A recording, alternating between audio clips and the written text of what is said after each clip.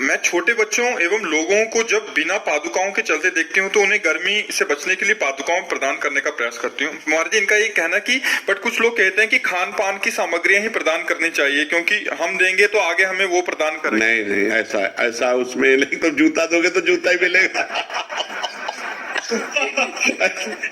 देखो, उसमें आपका मुख्य प्रधान भाव हुआ कि उसको ताप न लग जाए, उसको कंकड़ न लग जाए, उसको कांटा न चुभ जाए। तो ये जो आपको सुख देने की भावना है वो पलट कर आपके हृदय में आएगी। आपके हृदय में ताप न लग जाए, किसी कोई ऐसी बात आपको न कहे जिससे आपका हृदय दुखित हो जाए, वो भगवान आपको इतना सुख देगा, इतनी सामर्थ्य देगा। अगर ऐसा केवल हो कि जिसने जूता दिया उसे जूते मिलेगा, तो जिसने छाता दिया उसे छाता ही मिलेगा, ऐसा नहीं है। उसका भाव है, उसका भाव है, भाव का फल होता है। जूता का फल नहीं हुआ, उसमें भाव हुआ कि छोटे छोटे बच्चे हैं, ये गरीब लोग हैं, इनके पैरों में ताप लगेगा, कंकड़ चुभेगा, पादुका होगी तो इनको सुख मिलेगा। तो उनके सुख के लिए जो आपने भावना की वही पलट कर आपको सुख प्रदान करेगा। हम जो दूसरे को दुख देना चाहते हैं उसे दुख मिले ना मिले, हमारा हृदय पहले ही जलने लगता है। और जब हम किसी को सुख देना चाहते हैं तो हमारा हृदय पहले सुखी होने लगता है। देखो, एक शीतलता आएगी,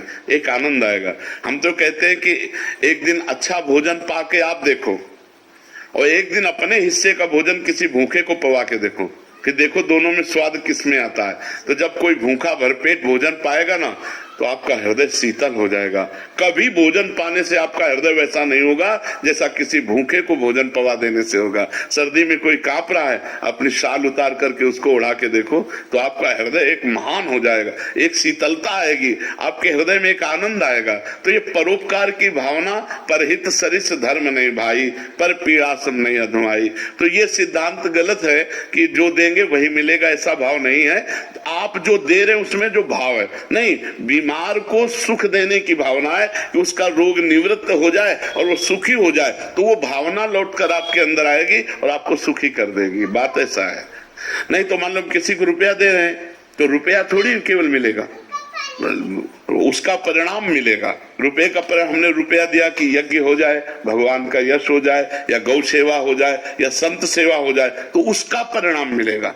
वो आंतरिक भाव देखा जाता है, बाह्य वस्तुओं को नहीं देखा जाता। संसारिक आदमी बाह्य वस्तुओं को देखता है और भगवान आंतरिक भाव को देखते हैं, उसी भाव की पूर्ति भगवान करते हैं। तो सबसे उत्तम भाव ही है। हाँ, भाव, कोई वस्तु नहीं है। हाँ, वस्तु नहीं। जैसे आपके पास वस्तु है, वस्तु दे रहे और जैसे वस्तु नहीं है और हृदय जल पाया गया कि अरे कितना कष्ट है, छोटे छोटे बच्चे पाल, आपका हो गया, आपको उसका लाभ मिलेगा। कलिकर एक पुनीत